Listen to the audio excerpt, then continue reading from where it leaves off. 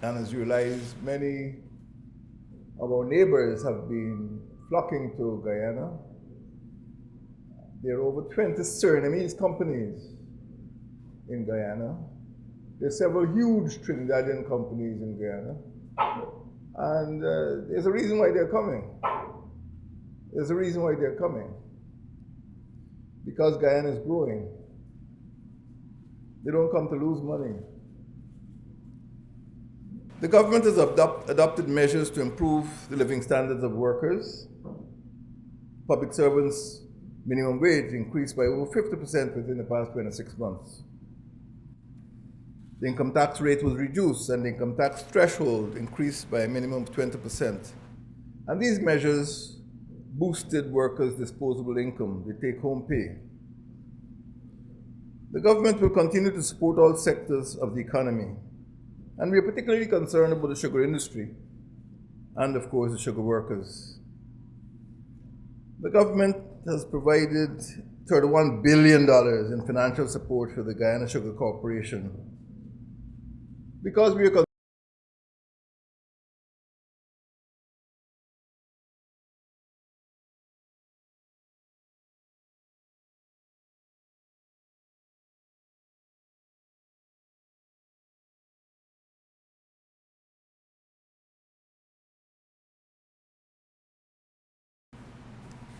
and I think you've got within your package a copy of the state paper or white paper on the sugar industry. You can see from that paper that the sugar industry is not being shut down. It is being consolidated, and we hope to have 3 mega estates, one in East Berbice, one in West Berbice, and one in West Demerara. And we want to make those 3 mega estates viable and profitable. The government is pursuing every option and every opportunity to ensure that the industry remains viable. We are quite appreciative of the impact it will have on the rural economy and, of course, the rural population. Still along the lines of our economy, the government has been working to improve national economic competitiveness. We have reduced the corporation tax rate for manufacturing and non-commercial companies from 30% to 27.5%.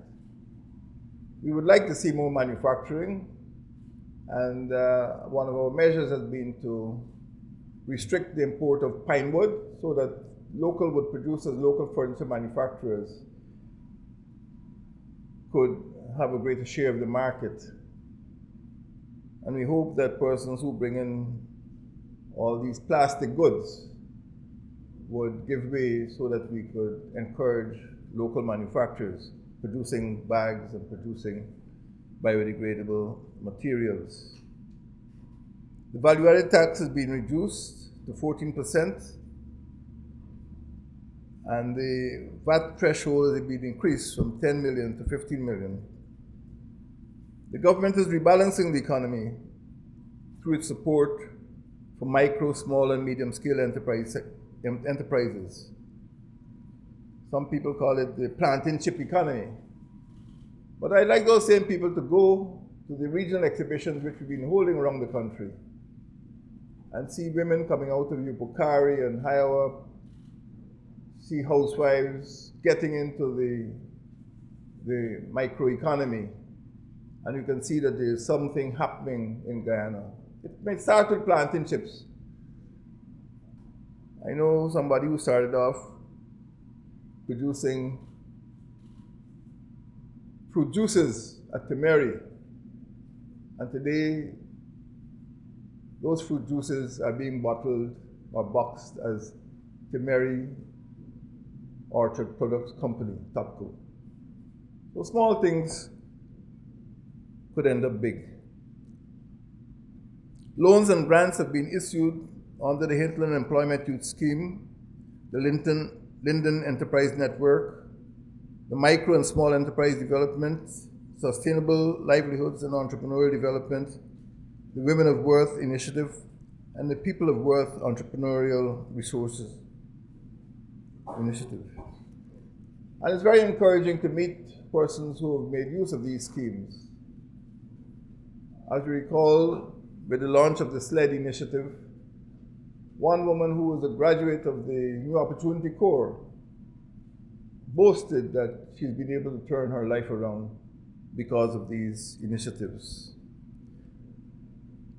Ladies and gentlemen of the media, the government continued to build its institutional capacity and adoption of an appropriate legislative and regulatory framework for sustainable management of our natural resources sector, including the emerging petroleum sector. And of course, we're seeking the best advice to enable us to adopt the best international practices. The government has been strengthening the regulatory framework of the information and communication technology sector, digitizing education, establishing ICT hubs. And again, if you go to Cyril Potter College of Education, you'll discover that the entire compound, I believe, is now accessible by Wi-Fi. And this is going to extend over the coming years to all government institutions. Greater emphasis is being placed on liberalization and regulation of telecommunications. And we expect that through the enactment of appropriate legislation, we'll see telecoms penetrating all of the corners of Guyana. The government is improving the country's transportation network of aerodromes, bridges, roads, stellings, and wharves. The 4-lane extension of the East Bank Demerara Public Road has been completed. Village roads measuring over 100 kilometers have been constructed or repaired. More than 30 hinterland aerodromes have been rehabilitated and maintained. And as we go forward into 2018, this program will continue. The government has restored the people's participation in local decision making. As you know, up to this time in 2014, I would have been on the road out there, and some of you might have paid me a visit. I was picketing the then administration to hold local government elections, anticipating that I'd come off the road into this building, which I did. And I was able to ensure that local government elections have been held. We've established 3 new tongues. When last has this happened? Editors of popular newspapers who grew up at Barticle would now know that Barticle is a tongue. Mabaruma is a tongue, Lethem is a tongue, Madi will become a tongue. The idea is that every region should be administered by a capital tongue. No one should have to leave his or her region to get any public service, whether it's NIS, whether it's passport, whatever the government services. People should be able to get that service within the region of their residence. As you know, up to quite recently, if you wanted to register a business at Lethem, you had to go to Adventure on the Essequibo Coast. If you had to collect child support at Wisma, you had to go to Vreedenhoek. Or if you were at Kokwani, you had to go to Lethem. So things are changing. And we feel that with the establishment of these capital towns, residents of every region would be able to transact business within those regions. Plans of action for regional development have been developed for every region. And we have started a program of regional agricultural commercial exhibitions. This is the plantain chip economy people speak about. But you go to one of them, and you'll see that supermarkets now are buying those same plantain chips. They're buying the farine, they're buying the tamarind balls, they're buying cashew nuts. So I'm very proud that our local supermarkets are in fact encouraging products at the household and community level. And In part, it is because of these regional agricultural and commercial exhibitions, RACE, which so far for this year, 6 regions have held. Only 4 regions have not held agricultural and commercial exhibition, whatever name they're called. They're very useful in developing our concept of the promotion of micro-enterprise, household and cottage industries. The government expanded the provision of water to unserved communities and improved the quality of service. The commencement of the water supply and sanitation improvement program will benefit more than 50,000 consumers. The government over the past 30 months has aimed its efforts at reaching a peaceful resolution to the international or the territorial controversy with the Bolivarian Republic of Venezuela. As you know, this process is almost entirely in the hands of the Secretary-General of the United Nations, and he has appointed a personal representative, Mr. Doug Newlander, and our Minister of Foreign Affairs has been engaged with Mr. Newlander for much of this year. I met him myself, and I met the Secretary-General in September. The government has also strengthened the financial regulatory framework in order to insulate our economy from the proceeds of illicit activities. As you know, money laundering and contraband smuggling have been taking a toll on our economy. The promulgation of anti-money laundering and countering the financing of terrorism legislation will provide greater safeguards and stronger enforcement to ensure the integrity of our financial system. Still in governance, the government has re-established and made appointments to institutions required by the Constitution.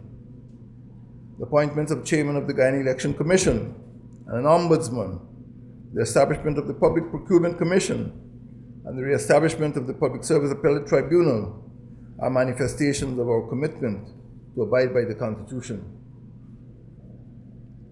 The government is committed to improving conditions in the public education system, a system under which teachers study, work, and live, under which students have to attend school.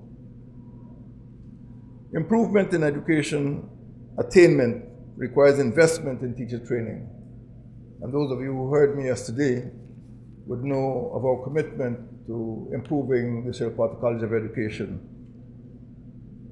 We were very fortunate to have a grant valued at about 50 million Guyana dollars. All of it went to science laboratories at the Sheripata College of Education. Over 1,000 teachers have been trained over the past 3 years. The number of trained teachers in our schools has increased and now stands at about 77%. The government, in pursuit of the common good, continue to pursue the vision of a Guyana in which diversities are embraced, differences are respected, and conflicts are resolved. We have developed a national strategic plan to foster greater social harmony and social cohesion, and to prevent people from dividing with an eye our society. The government has improved the reach, quality, and administration of passport, immigration, birth, marriage, and death registration services. We've reduced the processing times for the issuance of passports, and the service is being decentralized to all 6 capital towns. The government continues to support indigenous communities, of which there are about 215. These communities have benefited from a range of community service initiatives, including presidential grants, the distribution of school uniforms, the construction of community centers, and the provision of all-terrain vehicles, boats, and outboard engines. The government has embarked on a process of reform and is revamping the national security architecture. With the assistance of the United Kingdom, we will establish a Department of Security Sector Reform within this ministry. The security forces are gradually recovering from the demoralization which was inflicted on them during the troubles in the first decade of this century. The government has promulgated a National Drug Strategy Master Plan, which is resulting in many more arrests, including 2 additions of aircraft to our national fleet. We've established a National Anti-Narcotics Agency, and we've also established a National Intelligence and Security Agency, and re-established the National Security Committee, which meets every week. Ladies and gentlemen of the media, your country is in transition to becoming a green state. The government has established the Department of Environment to coordinate and regulate the national effort in this trust. Your government will continue to place emphasis on the preservation of our biodiversity and the protection of the environment.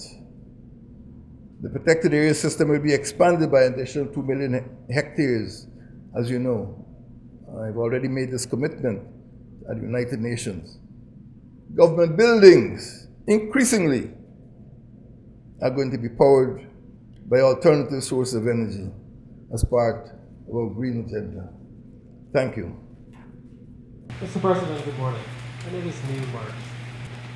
Sugar, sir, could you say why it is that a transition plan was not put in place for the thousands of sugar workers who will be severed by the end of the year? There was talk of a diversification plan, but nothing solid has emerged. And also, sir, in the budget there's $6 billion for SUCO for the 3 estates that will remain stranded. Could you say the $5 billion that is required to pay severance to the sugar workers, is your government committed to providing that money before the end of the year? There are 4 major institutions to be considered. One, of course, is in the reform of the sugar industry. One, of course, is the corporation itself, which has not been dissolved, and that still has responsibility for the estates and the industry. The second is the government, and the Ministry of Agriculture is responsible for reporting to Cabinet and the National Assembly for the state of the industry. Third, you have, of course, the workers and the representatives, particularly through GAWU and NASI. And of course, you have civil society, you have other agencies which are concerned with providing services to the sugar workers. As far as the plan is concerned, there needs to be a lot more work by the 4th agency, which I can call, or the 3rd agency, which I can call the Special Purpose Unit, which comes under the Ministry of Finance. And that is the agency that will be responsible for ensuring the smooth transition for those parts of the industry which will not be remaining in production under the Guyana Sugar Corporation. So I would say that the work of the SPU is still being done. They are in negotiation not only with the Sugar Corporation, but also with foreign investors. And I expect that before too long, we will have a plan which will explain in greater detail how the land will be disposed of. But as far as the retrenchment benefits or the termination benefits are concerned, the government is responsible for ensuring that the Sugar Corporation fulfills its obligation to the workers. Sir, could you say at this stage, in terms of actual numbers, about how many jobs have actually been created or facilitated by your administration since coming to office in 2015? And how do you respond to your detractors whom you say that your commitment, your stated commitment to the ideas and ideals of Burnham could see the return of big elections? I'm not aware that rigged elections was an ideal of Forbes Burnham.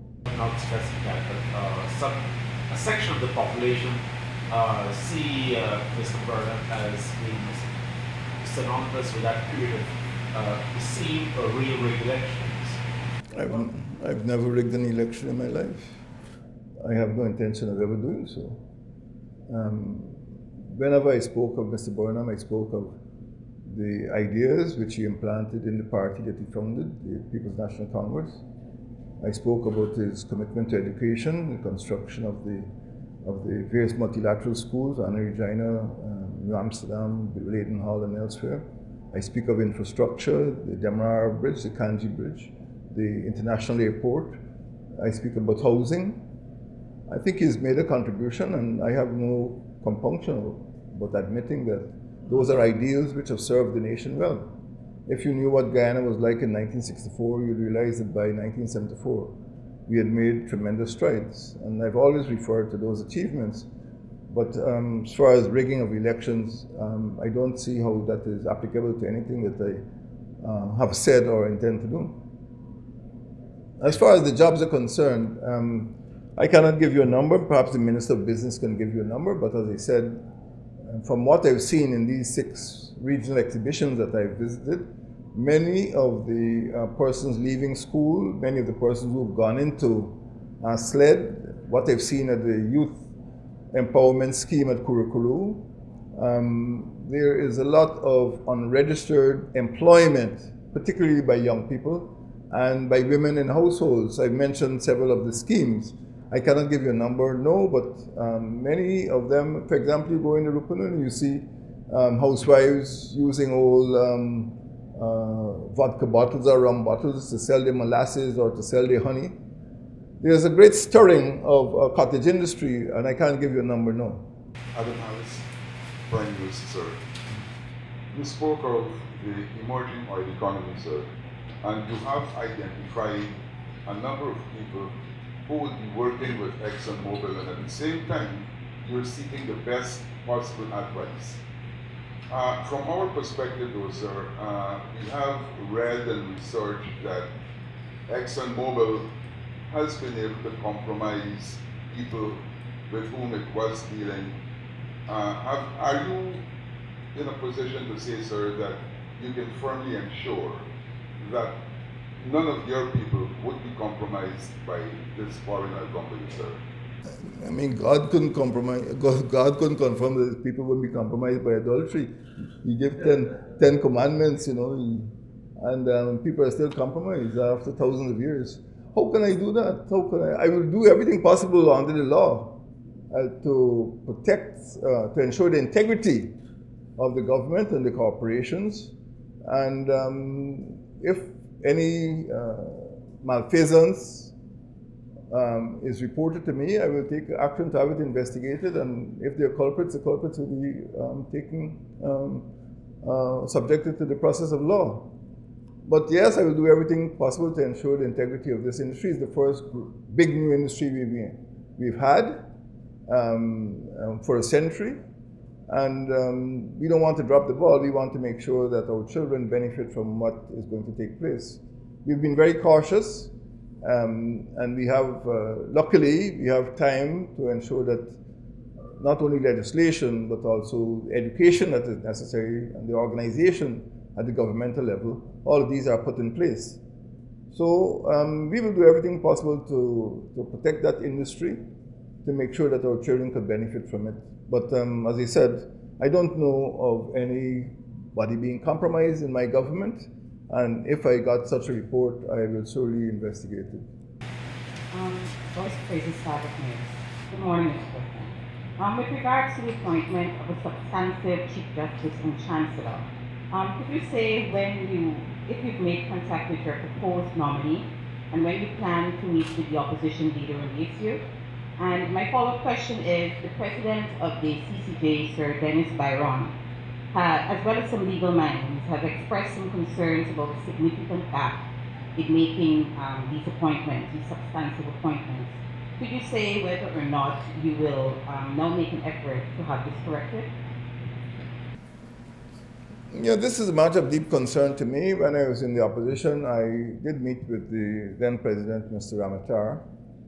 We could not agree on the nomination, so I proposed a formula, that is, that we would advertise, especially in the Anglophone Caribbean. He did not accept that recommendation, but when I got into office, I implemented it, and a panel of eminent jurists did interview some persons who were interested in the appointments of Chancellor and Chief Justice. The nominations were made, and contact, to answer your question specifically, contact has been made with the person who's been nominated, and that person has accepted. We're now looking at the modalities for his his termination of the work that he's doing now in the country of residence. And I'm aware of the concerns of the Caribbean Court of Justice, and I am working to have this matter resolved as early as possible. Once the person is in the country, I am prepared to meet with the leader of the opposition as required by the Constitution to conclude what the Constitution calls meaningful consultation. Yes. Travis Chase, 19 News, sir. On crime and security, could you say what were some of the legitimate concerns brought to you that would have caused you to put the police promotions on halt? And could you say what's the hold up with the appointment of a chairman of the Police Service Commission? As far as the concerns that were raised with me, I did receive a letter pointing out that deserving persons were being superseded. One letter writer claimed that there had been no internal procedure for the nomination of officers. It is the convention that the commissioner would convene a committee of the most senior officers to nominate persons. This had not been done. And there was a danger that persons who were not qualified would be recommended for supersession, and persons who were qualified would end up being left behind. In addition to that, there were some other allegations which I feel were justified, in that the actual selection process at the commission had been compromised. So taken as a whole, I felt that the integrity of the process was compromised, and that it would not be in the public interest to proceed with those nominations. And that is why it was requested that the recommendation be frozen. As far as the new commission is concerned, I had hoped that by now it would have been in place, but I expect that I would not like to go into 2018 without that commission being in place. So I expect that by 31st of December the appointments will be made. Gordon Mosley, News Source. Good morning, Mr. President. We're just a few days away from the end of the year, and last year, earlier this year, the United Nations had set that timeline with regard to the end of the good officers process and a possible move to the International Court. Could you say how prepared is Guyana at this point for a move to the International Court? And sir, while you're on that, yesterday the Foreign Minister raised some concern about leakages at the very top of the government system. Could you say how concerned you are about those leakages and what systems you intend to put in place to plug some of those leaks coming from high up in your government? As far as the process is concerned, we are hopeful that the current Secretary General would do what the previous Secretary General, Mr. Ban Ki-moon, had committed to do. That is, if there was no satisfactory progress between the Bolivarian Republic of Venezuela and the Cooperative Republic of Guyana, by the end of this year, the matter will be referred to the International Court. We hope that the current Secretary General would fulfill that requirement, which was laid down by Ban Ki-moon. But hope is not a good planning strategy. We are working on it. As far as the negotiations are concerned, the Foreign Minister remains engaged with the personal representative of the Secretary General, Mr. Doug Newlander, and with the Secretary General himself. I've met the Secretary General, and if necessary, I will go and meet him again, because this monkey's been on our back for 51 years, and we hope to go into the new year with a very clear idea that the matter could be resolved under the law. As far as we're concerned, Guyana has every legal right. In 1899, There's nothing, the Venezuelans have not been able to advance any evidence to show that the tribunal award was void. Quite recently, you would see that members of the Guyana Defense Force publicized a photograph of one of the boundary markers. So we are confident that we are on good ground. As far as the leakages are concerned, it's not an ordinary case of plumbing. We would like to find out, who's leaking and bring an end to the leakage, but we just don't know. If we knew, we would stop it. That's how leaks are. They cover their trails with secrecy. Marcel Thomas, WP. I have a question and a follow-up. My question is, despite explanations, both you and your ministers of government would have spoken on the US $80 million bonus pay, but despite your explanations, the fact remains that the money paid outside of the consolidated fund was illegal. Sir, do you accept this as being illegal? And my follow-up question is, now that that is established, will you move to have the money placed in the consolidated fund? Well, I do not accept it was illegal. I would not knowingly do something which is unlawful. As I pointed out, the absence of disclosure does not necessarily mean the presence of deceit. I think it was explained by the foreign minister and myself that there was very good reason. It has not been proven that there's a crime. It was a course of action that was recommended, and we feel that where the money is located at present would insulate it from being misused or stolen.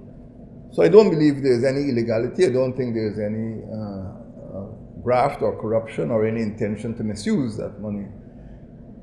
As I said, it was put there for a reason, and if we are advised by the lawyers that it does not conform with the regulations, financial regulations, we will comply with the ruling of any court, or we will comply with legal advice.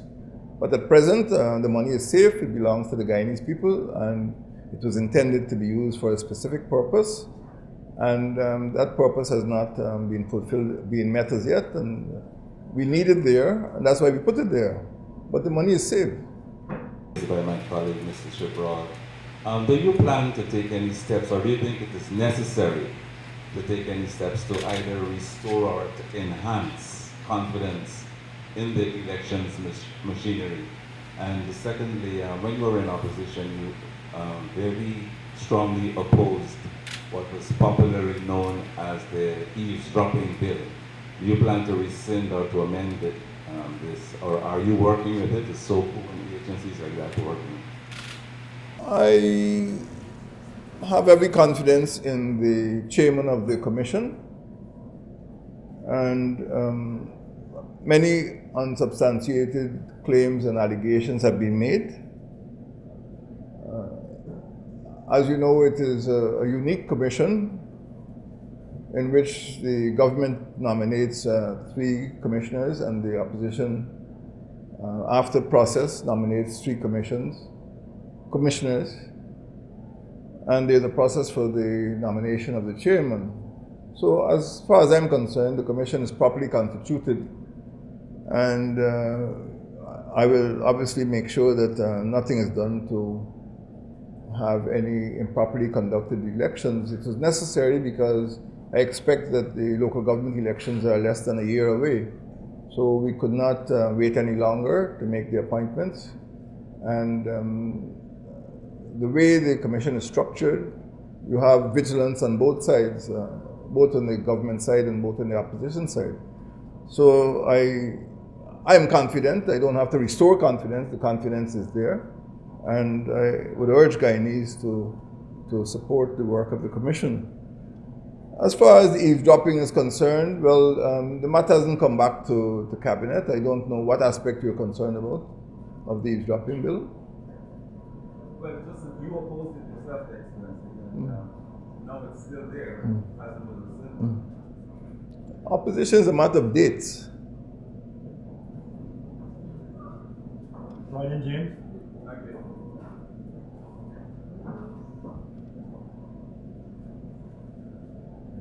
Morning, Mr. President. The name is Roy James from 19 News.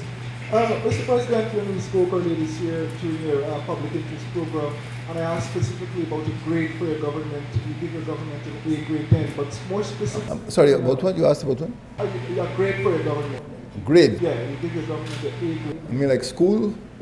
But more specifically now, Mr. President, I want to know if you're satisfied with the manner or in the manner in which your Attorney General has been handling state cases or his performance in general. That's one. Since I have the mic, Mr. President, when your administration came in 2015, we've been hearing so much about the GTT $5 million shares, but it just went off the map like that. Is there something that we should know? Well, we've had a difficult year. I would not hazard a guess about the grade. I think when we entered office, it was clear when we entered office, we underestimated the amount of rot, the amount of damage that had been done. And to some extent, we conducted inquiries and we investigated that damage, and we were trying to rectify some of the problems we found. But I'm not going to go back there. I wouldn't want to give ourselves a grade. I think in light of the challenges, we have been successful in some areas. We have not done as well as I had hoped in other areas. In my statement, I mentioned the successes we've had in the economy and also in governance. But there have been other areas, as you mentioned, maybe in crime, that we could do better. You mentioned the AG's performance. Yes, no one wants to lose cases, and as far as I can see, he's a very experienced lawyer, and once you go to the courts, you have to expect that the outcomes may not necessarily be in your favor. But you can't win everything, and I think he's worked hard. I think you have to look at the team that he has to work with, and also to obviously win more. There are other cases that are pending, and he has had, like some other ministers, he has had to make internal changes in his ministry in order to get the best quality representation.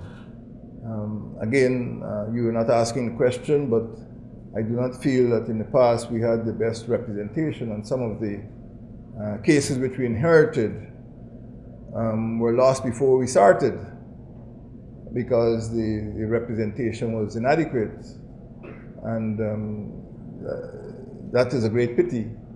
I don't want to mention case by case, but if we had better representation over the years, we would not have lost so much money because of certain claims made against the government. So I wouldn't blame the Minister of Legal Affairs.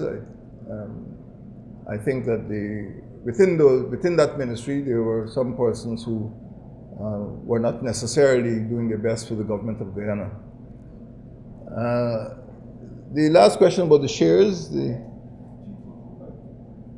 GT, I think the Minister of Finance has spoken about that. I think a part payment was made, and he expects that the full payment is going to be made. That is my understanding. We have not changed our position, and we were in negotiations with the company concerned, and we've insisted that the full payment that is outstanding be made. An attempt was made to broker a deal, but the Minister of Finance made it clear that he was not interested in the deal. Wendell Jeffrey, President, Headline News. While in the opposition and while you were campaigning, you spoke about moving away from the winner take all approach to governance. Over the last 2 years or so, there have been several shifts, Parliament, cabinet reshuffling, none of which has included a member of the opposition. Do you plan, as you move forward, to include any of the member of the opposition in keeping with your campaign rhetoric of having a defensive approach to governance? And also, there has been this constant drumbeat of corruption of your government akin to what was happening under the PPP. Now that you are in government, is it that the PPP was innocent of the claims against them, or is it that your government is now comparatively corrupt? Well, it is hard to speak to people who are shouting at you and banging the desk when they're not listening. You know, it's very hard to speak to people who walk out as soon as you walk in. That is the situation I found in 2016 when I went to address the National Assembly, and in 2017 when I went to address the National Assembly again. So I can't cope with that level of vulgarity. If you want to speak to me, you know, there's a way, a civilized, cultural way to do it. And it's very hard to speak to people who are behaving like that. So, yes, I'm committed to inclusionary democracy. A recommendation was made, and I think the response of the leader of the opposition to the recommendation is well documented. So I don't need to go back there. A recommendation was made to set up a committee to explore avenues of inclusion, and cold water was thrown on it. And you can see what happened earlier this week. I don't hear the drums that you've been hearing. I perhaps march a different drum beat. But as far as I'm concerned, people are free to make allegations, and when those allegations are made, they'll be investigated. But people need to bring evidence. People must bring evidence to the government. Sometimes people make allegations which are untrue or which are malicious. And we have to be very careful. Sometimes they post information which is not subject to the scrutiny of some of the experienced editors that we have here. You know, and when they publish false or fake news, they don't retract the news when they find the news is wrong. They may accuse somebody of building a mansion in 2 years, when in fact there's a little old house that is there for 25 years, but they don't retract it. They don't say, well, I made a mistake. So you have to be careful with fake news and the drum beat, you know. Sometimes it's not really a drum beat, it's just some noisy person disturbing the neighborhood. How do you think the ExxonMobil scandal has hurt your government's reputation when it comes to accountability, transparency, and good governance? As I explained in response to an earlier question, I think the government is very cautious. We've been taking our time, and we will be very careful to make sure that none of our officials are compromised. Obviously, every corporation wants to increase its profit, and as far as I'm concerned, I want the best for Guyana. So, reputation apart, we want to ensure that there's a good regulatory framework, and that any corporations breaching the national or municipal laws will be dealt with by the courts. So I'm not afraid of reputation. Let's see what happens on the ground, and if people break the laws, they will be brought before the courts. And if those persons who break the laws are in the government of Guyana or within Guyanese jurisdiction, they will be brought before the courts. Mr. President, given your comments on the recent development in Parliament, what sort of bearing would this have on the meaningful consultations that you're supposed to have with following several issues? And by extension, the trickle-down effects of this among the populace. There seems to be a lull in the work of the Ministry of Social Cohesion. Do you think this is time for some renewed emphasis on going out there and building social cohesion? As far as the Parliament is concerned, I responded to an earlier question. We would like to have a more civilized relationship based on the conventions. I think if you went before the Chancellor of the Judiciary or the Chief Justice, there's a way you dress, a way you speak, a way you behave. And I think every lawyer, every person who goes to court recognizes and respects those conventions. Similarly, in the National Assembly, I think people should respect the laws and conventions and the standing orders of the House. So that's all I would like to say about Parliament. We know who the culprits are, and they must conform to this, comply with the standing orders, and obey the Speaker. We don't interfere, we don't run the legislative branch. It is an autonomous branch of government. The courts are autonomous, we don't interfere with the courts, we don't tell the Chancellor how to run his or her court. But whether that has an impact on social cohesion, I don't know if your two questions are linked. I don't see a lull, I see a strengthening of the Ministry of Social Cohesion by placing on the aspects of culture, which is a very powerful cohesive force, and youth and sport as well.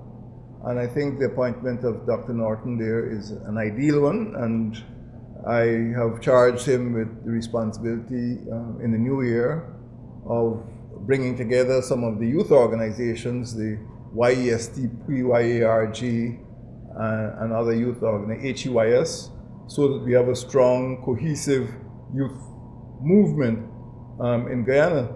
I don't think there's a lull at all. I think it's a strong ministry, and we are struggling against, powers and principalities. There are some aspects of social cohesion which have, or social division, which have existed for 100 years or more. And we need to build that cohesive national culture, to respect national symbols. And this is what we've tried to do by having Chinese Immigration Day, Portuguese Immigration Day, Indian Immigration Day. This is what we expect to have by having regular award of national honors, so that we recognize all of these national symbols, our national flag, our national anthem, our system of national honors. So these are elements of social cohesion which you should not ignore. The singing of patriotic songs in schools. It's culture. It's difficult to measure, but I wouldn't say it's non-existent or it's fading. It's very strong, and I'm very glad that at the level of State House, we had a Diwali celebration there, which I haven't seen it before, but there were 2 rows of diyas from Main Street leading into State House. I think this is great. And I think that's an aspect of cohesion. At Eid, after Eid, the Muslims came to State House. They'd already broken the fast, but a second break can't harm anybody. And we had a luncheon at State House. These are elements of social cohesion. So something is happening to bring Hindus, Muslims, Christians together, to bring various ethnic groups together, and it's a work in progress. So I wouldn't share your view that is a lull. Yeah, over good morning, sir. Just 2 questions. The first one in relation to cost recovery claims. Several countries have had worrying or troubling experiences when it comes to cost recovery in the oil and gas sector. In this regard, I would like to know what specific plans or measures your government has put in place to scrutinize the authenticity of cost recovery claims that could be submitted by ExxonMobil. And as a follow-up to that subject matter, the loopholes or inherent flaws that are attached to production sharing agreements. Several countries, Tanzania for example, would have suffered greatly for the loopholes that they failed to close in such agreements.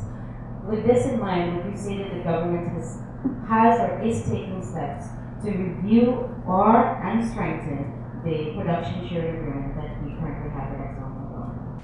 I would answer the last question. I cannot answer the earlier questions. Yes, we have appointed a petroleum advisor. We are seeking the best advice. We are moving to create to establish the legislative and regulatory framework and establish the institutions which will be responsible for administering such an important sector of the economy. No, I cannot say at this point in time what all of those micro measures are, but we've gotten help from the Commonwealth, we've gotten help from other international organizations, and we are putting this together. The Cabinet has not received a single comprehensive presentation, but this is going to be done hopefully within the first half of next year. So I cannot answer all those questions, but certainly we are aware of the problems which have occurred in other countries. I myself lived for 1 year in one of the countries which might have been afflicted or affected by these problems, and they are well known. And sometimes the agriculture suffers, sometimes there's corruption, sometimes the environment is damaged. So this is well known, and you can rest assured that this is the type of advice we're getting and the presentations we've made to the Cabinet. We've asked also that, in fact, we've decided that presentations be made jointly to the opposition and government so that they are aware of what is taking place. So it's not unilateral. We regard the petroleum industry as a national asset, and we will do everything to make sure that it is administered in a transparent way, and that we provide the regulatory framework for all, not only ExxonMobil, for all companies coming into Guyana. There are other companies out there, and we want to make sure that there's a level playing field, but at the same time that they respect our municipal laws. Ariana Gordon, final question. Ariana Gordon again. Sir, can you confirm whether you have decided not to renew the contracts of three of your advisors, Aubrey Morton, Gary Best, and Brigadier Collins, and if so, why?